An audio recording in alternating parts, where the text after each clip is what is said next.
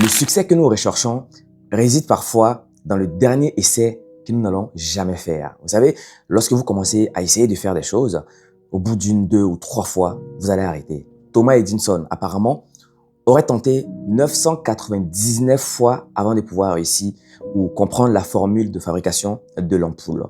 Et toi, tu as ton deuxième essai et tu penses être au bout de ta vie déjà.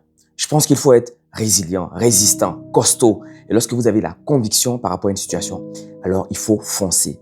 N'écoutez pas les gens qui vous critiquent tout le temps, qui sont des incapables éternels, qui n'ont jamais entreprendre quoi que ce soit. Alors, si vous commencez à entreprendre des choses, certes, ça va être difficile, parfois c'est impossible, mais il faut donnez-vous les moyens dans la mesure du possible pour arriver à ce que vous voulez réellement atteindre. C'est très important. Soyez des mini Thomas Edison. Soyez résilients, résistants, car la beauté d'une âme réside dans l'objet de sa contemplation.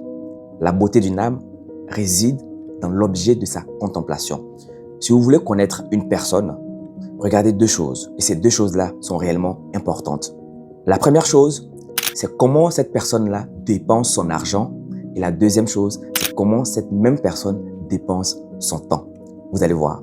Aujourd'hui, on va atteindre des choses sans forcément prendre le risque qui va avec. On va apprendre des choses sans prendre les formations qui vont avec. On va apprendre des choses gratuitement et à tout va.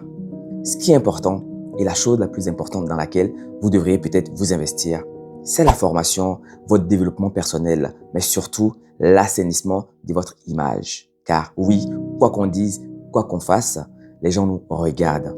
Et pour finir la vidéo, dites ce que vous faites, montrez ce que vous faites et communiquez abondamment là-dessus.